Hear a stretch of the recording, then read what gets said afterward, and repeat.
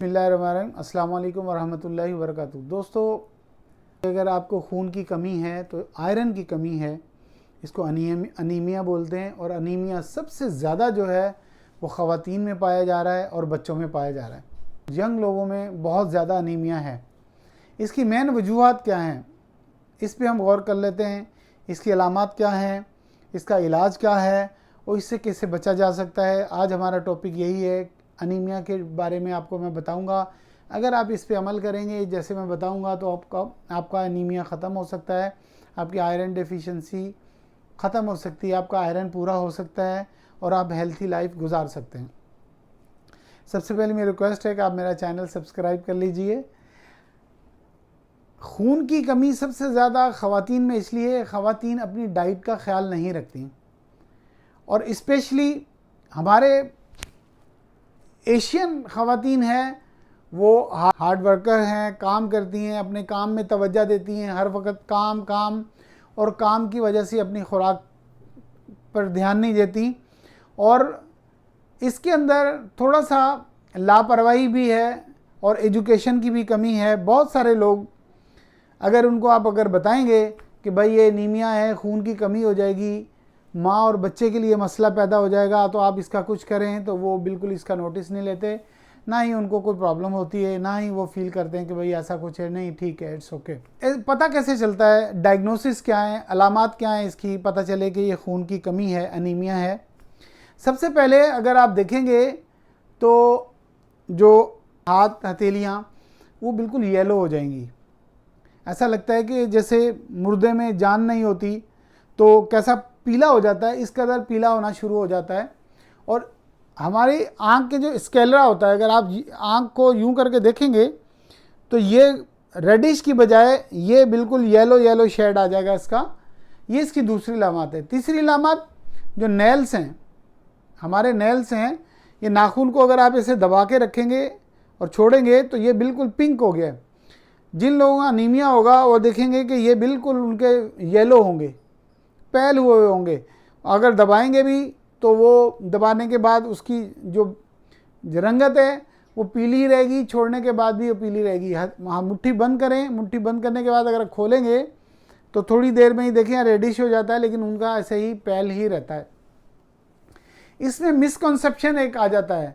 लोग समझते हैं कि जब खून की कमी है, आयरन की कमी है, ये बंदा पीला महसूस हो रहा है, तो वो बोलते हैं भाई इसको तो जॉइंडिस है, पीला हो गया है। बहुत सारे बाबे और बहुत सारे हैं, वो मैंने सुना है कि वो चूना वगैरह में हाथ डालते हैं तो वो येलो नज़र आता है, वो आपको पी लिया है। मतलब कि बंदो सीबीसी करवा लें, टेस्ट करा लें, पता चलेगा आयरन है। और एलएफटी करवा लें तो पता चल जाएगा कि पी लिया है या नहीं। सिंपल 2 टेस्ट हैं, तो वो 200-400 रुपये बचाने के चक्कर में धक्के खाते हैं और एक्चुअली वो चीज़ होती नहीं है और पता चलता है बाद में वो मामला सीरियस हो गया। और ये मेल न्यूट्रिशन भी बहुत ज़्यादा है जिसकी वजह से आयरन डेफिशिएंसी है। ये डायग्नोसिस है। अब टेस्ट कौन सा कराना चाहिए, जाहिर सी बात है टेस्ट, इसका सबसे बेस्ट टेस्ट तो यही है कि आप सीबीसी कंप्लीट ब्लड काउंट करवा लें। जो सीबीसी है, सीपी भी बोलते हैं, पहले सीपी बोलते थे, अब सीबीसी बोलते हैं, वो टेस्ट करवा लें। और उसके बाद अगर आपको डाउट लगता है, नहीं समझ में आता, तो आप टीआईबीसी करवा लें, टोटल आयरन बाइंडिंग कैपेसिटी, ये एक टेस्ट होता है, टीआईबीसी, वो करा लें। ये 2 टेस्ट अगर आप करवा लेंगे तो आपको सारा पता चल जाएगा क्या है।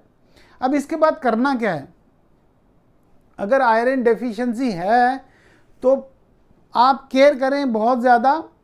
सबसे सेफ जो है, अगर उनका हीमोग्लोबिन आप माने कि 7 है, 7.5 है, 7 से ऊपर है, तो ब्लड ट्रांसफ्यूजन मत करवाएं, ब्लड मत लगवाएं, उनको आयरन दें। और नस के ज़रिए से जो आयरन की ड्रिप आती है, आयरन के इंजेक्शन आते हैं, मैं कोई ब्रांड का नाम नहीं लूँगा, कोई मेडिसिन का नाम नहीं, लेकिन 5 cc इंजेक्शन आता है आयरन का, और वो दो आयरन ले लें आप, और 200 नॉर्मल सलाइन ले लें।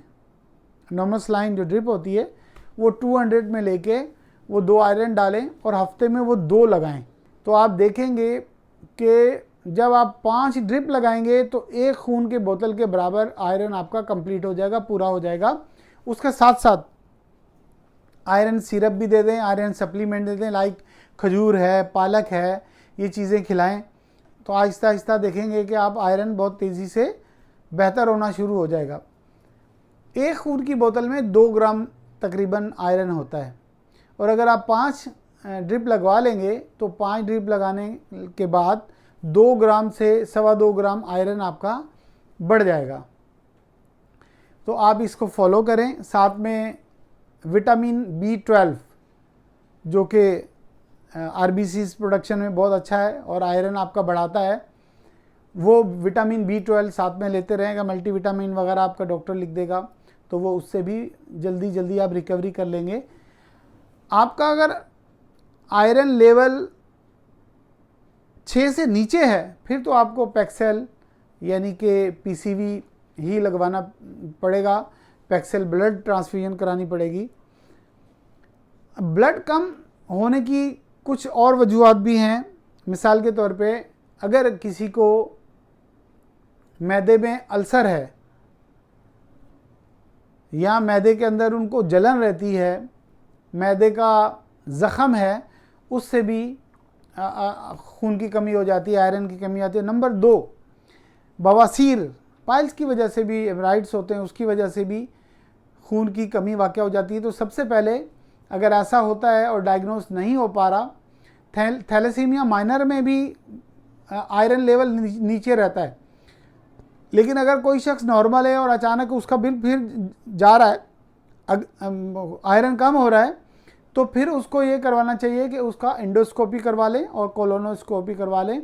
वो आँख में कैमरा डाल के देख लेते हैं, कैमरा कहीं आँख के अंदर कहीं फोड़ा या कहीं ज़ख़म तो नहीं है जिससे खून रिस रहा है, और खून रिसने की वजह से ही ज़्यादा आयरन की कमी होती है और खून की कमी होती है। तो ये मोटी मोटी बातें हैं, इसको अगर आप याद रखेंगे। दूसरा, उसकी मेन अलामत क्या है? सांस फूलने लग जाता है। अगर नॉर्मली वो वॉक करता है, ठीक रहता है, सीढ़ियाँ चढ़ता है, ठीक रहता है, तो वो जब वो सांस फूलने लग जाता है, सीढ़ियाँ चढ़ते हुए या वॉक करते हुए, चलते हुए या तेज़ चलने लगेगा तो उसकी सांस फूलने लग जाएगा, नंबर 1। और थोड़ा सा भी काम करेगा, अगर पैदल चलेगा अगर 5-10 मिनट, तो उसको बुखार हो जाएगा। खाने पीने में उसकी जो तवज्जो कम हो जाएगी, खुराक कम हो जाएगी और उसको सुस्ती रहने लग जाएगी। ये सारी चीज़ें हैं। जब ये अलामत आ जाएं सामने, अगर आपको देखेंगे ऐसा हो रहा है, तो भी आपको CBC करा लेने चाहिए और अपने डॉक्टर से कंसल्ट करना चाहिए कि आप डॉक्टर को दिखा देना चाहिए कि खुदा ना खास्ता आपको खून की कमी तो नहीं है। तो ये मोटी मोटी अलामत, मोटी मोटी चीज़ें मैंने बता दी आपको। इसमें अगर आप अमल करेंगे तो इंशाअल्लाह ताला आपका खून बिल्कुल ठीक रहेगा। और खून की स्पेशली बच्चों में तवज्जो दें। बच्चों में सबसे ज़्यादा, पाकिस्तान में या एशिया में आप समझ लें, सबसे ज़्यादा बच्चों में जो खून की कमी है वो बच्चों में पेट के कीड़ों की वजह से। पेट के कीड़ों की दवाई डॉक्टर से मशवरा करके लाजमी दें उसकी वजह से। और बच्चे के आयरन का, खुराक का बहुत ख्याल रखें। फास्ट फूड से बच्चों को बचाएं और बच्चों को आयरन सप्लीमेंट ज़रूर दें। अगर उनका आयरन लेवल कम है तो उनको लाजमी तौर पे आप आयरन सिरप की सूरत में दें। कि जितने भी पेशेंट हैं जिनकी खून की कमी हो जाए, अगर वो प्रेग्नेंट ख़वातीन हैं या नॉर्मल हैं, यंग एज में हैं, कोई लड़का या लड़की, तो सबसे बेस्ट जो होता है वो इंजेक्शन ही होता है जो IV नस के ज़रिए से लगाया जाता है। उसके एक तो उसका आयरन रिकवरी बहुत अच्छी है, और जब आप आयरन अगर ऑरली लेंगे तो वह मैदे में जाता है और मैदे में जाके और मसले मसाइल पैदा करता है। भूख कम लगने लग जाती है, नोज़िया, वोमिटिंग शुरू हो जाती है, कुछ लोगों को कॉन्स्टिपेशन हो जाता है और कुछ लोगों को मोशन लग जाते हैं, तो वो टॉलरेट करना थोड़ा मुश्किल होता है। जबकि आयरन आराम से टॉलरेट हो जाता है। और आयरन अगर आप इसको कंपेयर करें तो टैबलेट कैप्सूल से बेहतर है कि आप उसको नस के ज़रिए से IV इन्फ्यूजन दे दें और IV नस के ज़रिए से आयरन दे दें। तो मेरी वीडियो देखने का बहुत शुक्रिया। Thank you very much. Allah.